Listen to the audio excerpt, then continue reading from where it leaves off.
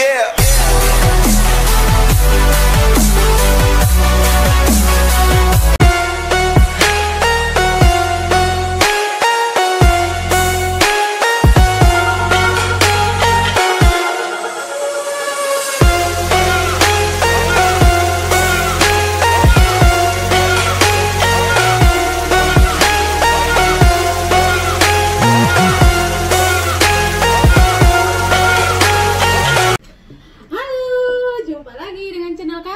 Saya Elis, teman saya saya, dan tamu kita hari ini Ria Tama. Boleh add nama Facebooknya apa? Ria Tama. Oke. Sekarang kita akan korek-korek nih, cerita apa nih yang dia alami nih. Welcome to all my channel. Dan akhirnya kita dapat si Ria ini. Ya, dengan kesibukan dia yang banyak, guys. Banyak banget wanita business woman. Oke, halo Mbak Ria. Oke. Kita tanya nih Mbak Ria, tahun berapa nih datang ke Singapura nih? Gue datang tahun 2014. 2014. Beda ya? Beda Masih 4 tahun dong. Ya, masih awal. Iya. Udah 6 tahun lah. 6 tahun lah. 6 tahun lah. Iya. Aduh. Terus proses di Indonesia gimana? Lumayan susah juga sih prosesnya saat itu. Susah. Berapa lama di agent waktu itu? Aku di agent itu karena sebenarnya cepat, karena kan aku ada kendala kecelakaan gitu. Oh, kok bisa sih? Ceritain dong. Gue kecelakaan sama laki gue anak gue kan mau sebelum hari itu sebenarnya 1 minggu gue mau terbang ke Singapura, tapi Tuhan berkehendak lain. Oh, si head accident. Yes. Dan terus gimana itu kok bisa jadi kecelakaan? Aduh, serius ngomong. Itu waktu itu apa?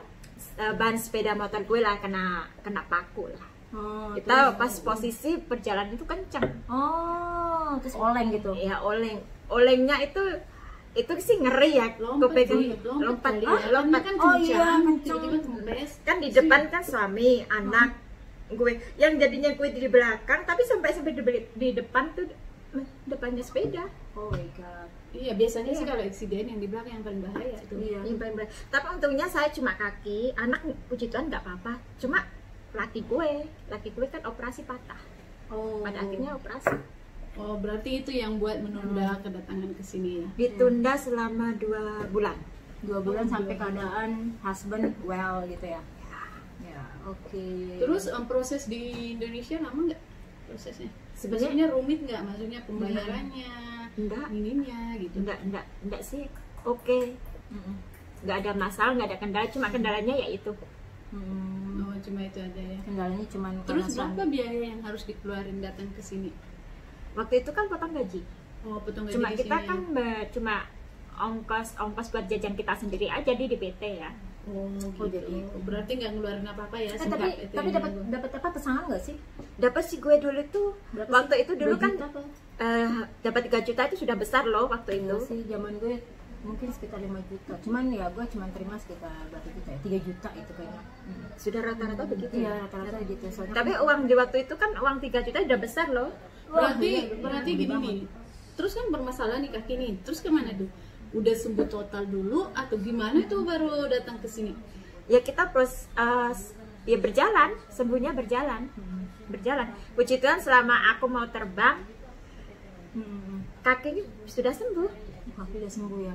Tapi 2 bulan termasuk lama ya gitu. Tapi juga proses penyembuhannya juga cepet juga ya, 2 bulan dari operasi terus patah karena patah kan. Biasanya kalau patah itu Bukan, itu lagi dia. itu Kalau ya, kan masalahnya di kaki kan. prosesnya lama gitu kan. Mungkin lu juga ninggalin laki lu juga was-was gitu kan. Maksudnya siapa yang ngurusin, siapa yang ini gitu kan. Terus Ya, lu kesini pikirin juga. anak lu masih umur berapa tahun itu? Kalau nggak salah umur 2,5 tahun.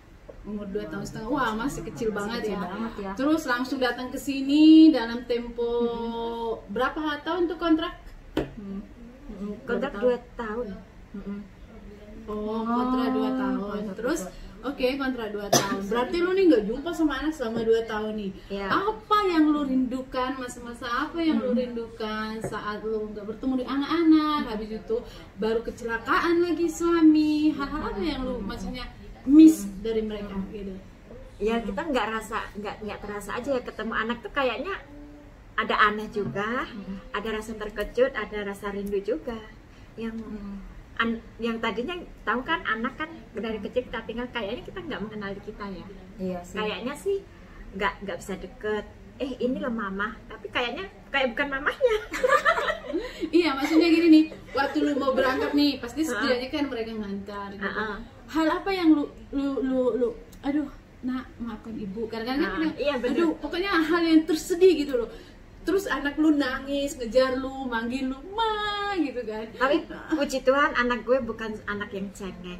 Tapi dia lebih semangat ya mama, kerjanya semangat. Nanti pulang bawa uang banyak. Buat beli kapal terbang. Justru koper gue itu yang mau terbang, bukannya dia sedih apa enggak, koper gue dibuat mainan tuh. Dorong-dorong kali ya gitu Ini ya. anak gue tinggal bukannya sedih tapi happy. Dalam itu kan aku lebih semangat. Gak ada dorongan semangat. Anak gue gak sedih. Anak gue tinggal gak sedih. Ngapain juga aku sedih.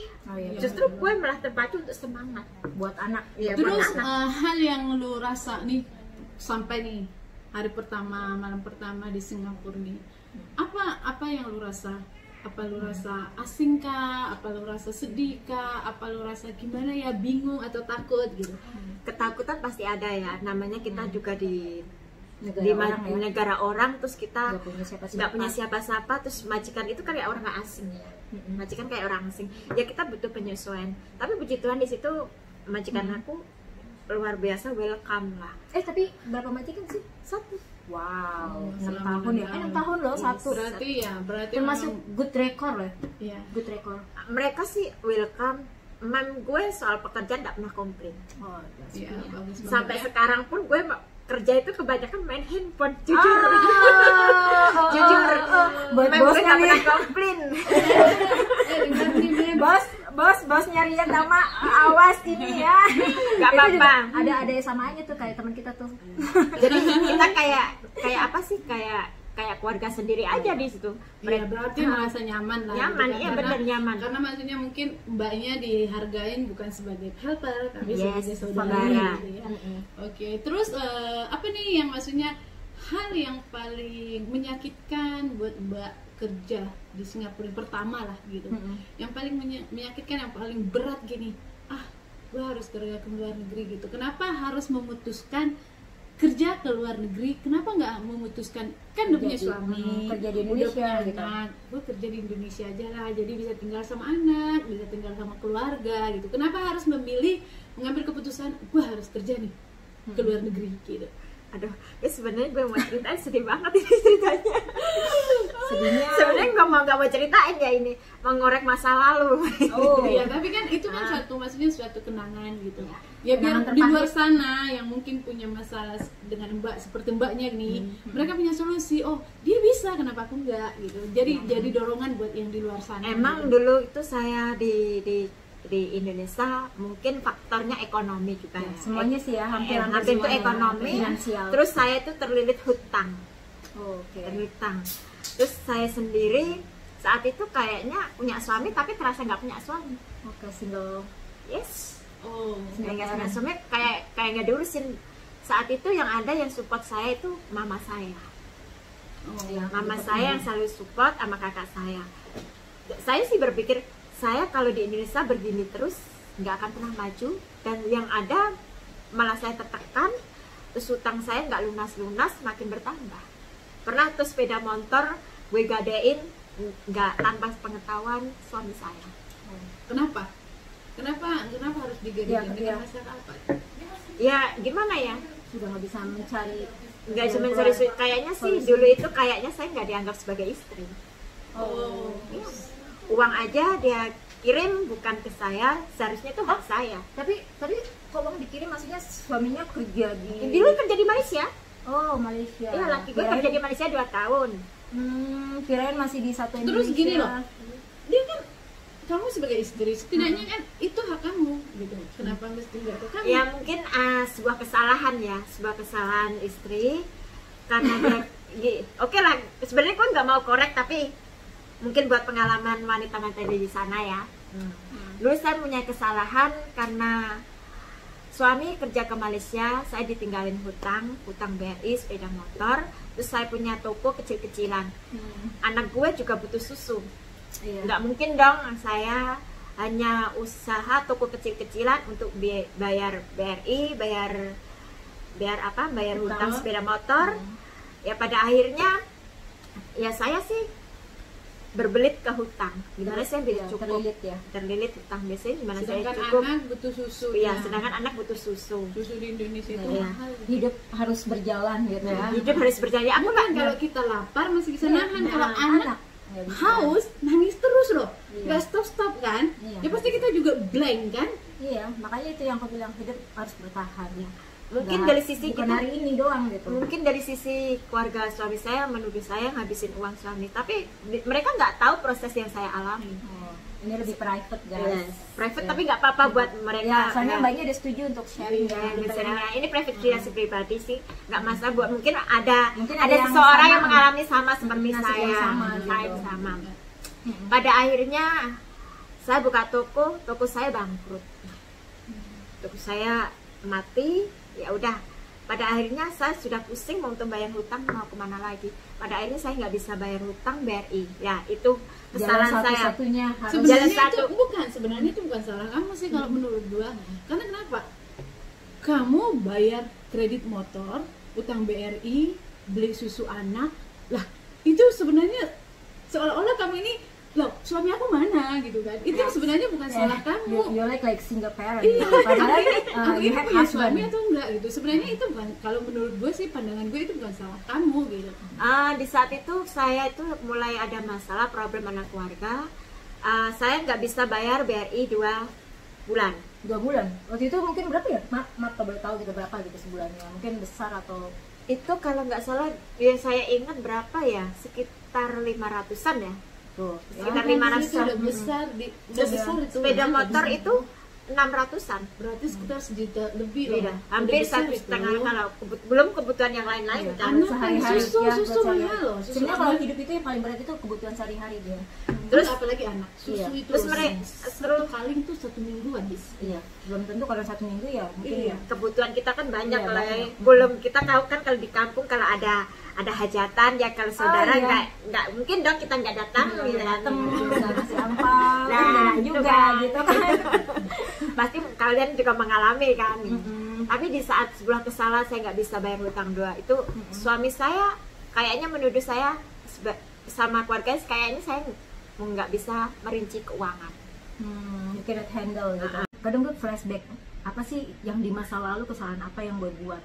Mungkin Tuhan saat ini lagi menghukum gue gitu. Jadi makanya gue selalu berusaha untuk memperbaiki gue sebisa mungkin, jangan sampai gimana ya, jangan sampai gue ngalamin kayak nasib yang jelek gitu.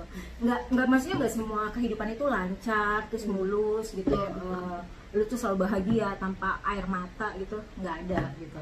Terus apa sih kalau lu apa Apa? sih hal yang lu sesali dari masa-masa lalu lu?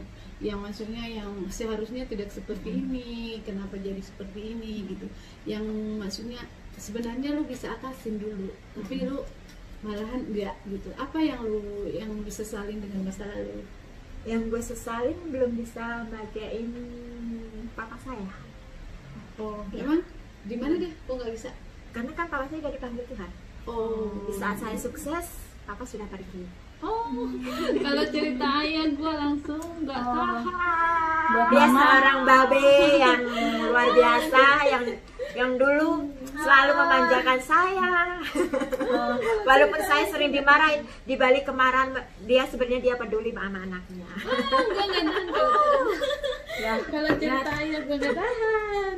ya kalau gue masih beruntung karena orang tua gue masih ada dua-duanya, dan gimana ya, jadi tuh gue tuh sekarang mikirnya gini, Ya sekarang kan aku masih ada mama ya. Kalau sebisa Jadi mungkin, gue deh yang sebisa mungkin saya membahagiakan mama, karena kan apa, waktu mama semakin hari kan waktu mama kan juga semakin berkurang, semakin bertua. Aku berharap di waktu yang tua ini mama itu selalu sehat. Aku mau memberikan yang terbaik, nggak mau membebankan orang tua lah. Cukup dia sudah membesarkan dari sampai sekarang ini dia selalu mendukung dalam doa, support di saat ada masalah dia selalu ada. Berarti dulu waktu ayahnya masih ada, berarti mbaknya belum bisa apa-apa lah, masih maksudnya kehidupannya masih pas-pasan gitu ya, bukan berarti bukan karena nggak mau ya, iya, cuma karena keadaan itu aja. Di saat sakit pun nggak ada.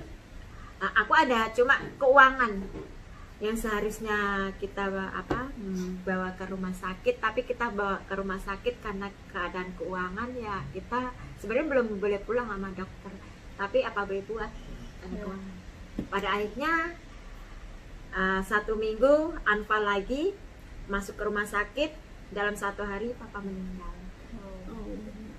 Iya.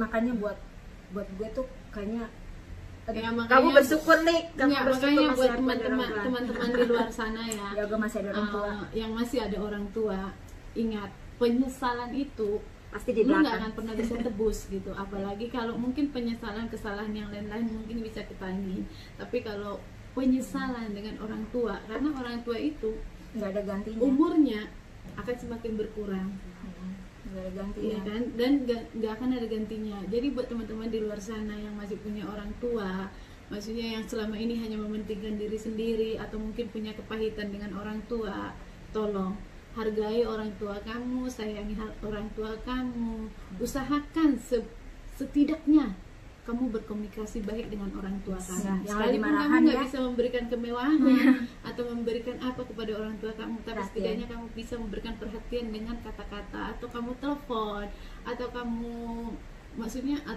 kasih komunikasi yang menyemangatin orang tua. Itu sih kalau menurut aku, karena penyesalan itu memang selalu datang belakangan. Memang iya, kalau datang awal terkadang pendaftaran orang tua itu terkadang perkataannya kasar, menyakitkan. Sebenarnya itu buat kita sendiri sih, untuk lebih jauh, lebih baik. Tergantungnya kamu berpikirnya itu positif atau negatif, gitu aja. Ya, betul. Kalau kamu berpikir positif, pasti kamu gini. Tapi ya kalian misalnya sekarang kan udah gak ada orang tua, dan gue masih lengkap lah, alhamdulillah gue masih lengkap. Tapi lo tau kan, anak gue juga sama. Iya ya. Ya anak gue,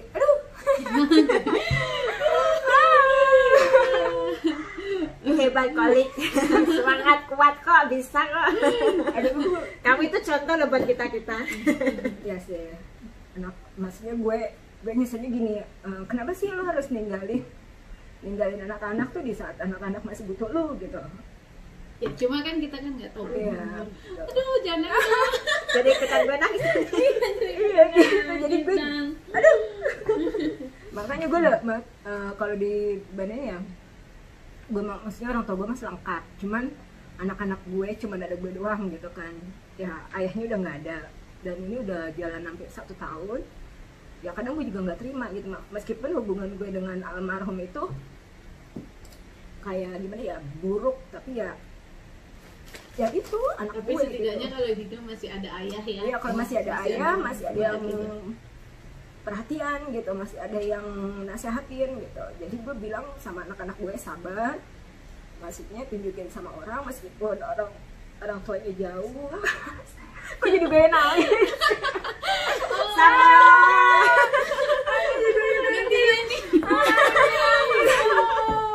Jadi gue bilang sama anak gue gini, mamahnya jauh, ayah kamu udah nggak ada, kamu tinggal sama nenek kamu, sama om kamu, tapi kamu bisa nunjukin sama orang kalau kamu tuh bisa jadi orang sukses, tetap semangat gitu. Maksudnya gini, kalian gak usah mikirin soal kebutuhan kalian hanya fokus sama belajar pendidikan, belajar semangat gitu. Insya Allah, maksudnya mamah di sini ya kerja keras gitu, semua buat kalian gitu. Makanya kenapa gue sebelum anak gue dewasa, gue udah prepare semuanya, dari nanti dia gimana, dia biaya sekolah buat kuliah sampai dia kuliah, itu gue udah prepare semuanya gitu. Jadi gue nggak mau anak gue ngerasain nggak punya, kayaknya orang nggak punya itu kayaknya gak enak banget gitu kan, kayak nggak dihargain orang gitu. Jadi ya selalu direndahin. Iya, selalu direndahin, sama kayak lu gitu. Jadi hidup gue gitu, gue soalnya bukan orang punya gitu. Gue bukan keluarga sultan atau gimana yang benar-benar yang nggak ada istilahnya yang betulnya gini ya, keluarga sultan mah bebas gitu. Iya, gitu. Bersyukurlah kalian yang punya latar belakang dari orang tua kaya, yang gitu. orang kaya, tapi kamu juga harus bisa menempatkan posisi gitu. Jadi ambil manfaat maksudnya kesempatan itu ya. ya. Terus sekarang maksudnya apa sih yang kamu inginkan untuk kedepannya gitu?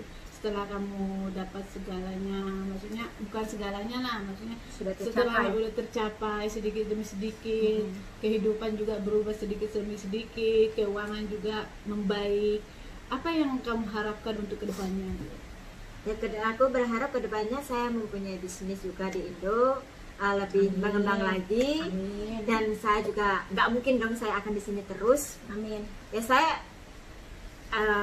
ya mungkin kalau ingat anak ya dari kecil sudah aku tinggal, ya saatnya juga saya menyenangkan anak juga di Indo. Berikan kasih sayang full Kasih mungkin sayang full ya. Terus apa sih Keluarga yang keinginan utuh. kamu atau pesan kamu untuk anak kamu yang mungkin ya kamu nggak pernah ucapin nih, kalau umpamanya nih bertatapan muka nih kamu malu atau segan gitu, apa yang ingin kamu ucapkan ke anak kamu? Saya ucapkan ke anak saya hanya kata maaf. Selama ini kan mama nggak pernah ada di samping kamu, tapi setiap malam kamu selalu ada dalam doa saya. Jadilah anak yang pandai, anak yang kebanggaan mama, jadi saluran berkat bagi orang-orang di sekeliling kita juga. Jangan jadi anak bandel, jadi anak yang hebat. Jangan aku berharap kamu tidak seperti mama, tapi kamu lebih bisa menjadi anak yang hebat. Kalau pesan untuk suami bapak anak-anak. Aduh tuh jadi nangis sih ngomongin soal anak ya. Aduh. Seperti apapun suami adalah suami yang terbaik. Seperti apapun keadaannya engkau tetap seorang yang terbaik. Dan sudah memaafkan ya dari masa lalu. Mungkin kamu punya kesalahan, tapi saya sudah melupakan, sudah memaafkan jauh-jauh sebelum suami minta maaf kepada saya. Untuk orang tua nih. Untuk ibu. Untuk ibu nih. Aku kalau sudah menyenggol ibu nggak bisa berkata-kata ya. Ibu itu luar biasa pokoknya. Nggak bisa diungkapin lah kalau kita mau maksudnya buat ibu ya cuma kata-kata maaf juga, terus makasih selama ini dukungan supportnya lewat doa-doanya sampai Ria seperti ini, itu karena doa orang tua.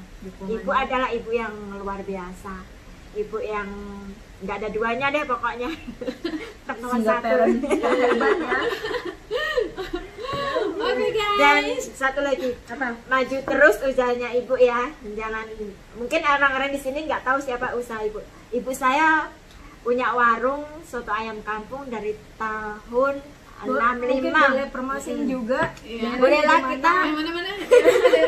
Saya dari mungkin sekitaran kota Ngawi, Madiun, bolehlah kita mampir ke toko ke warungnya mama saya. Ngawi.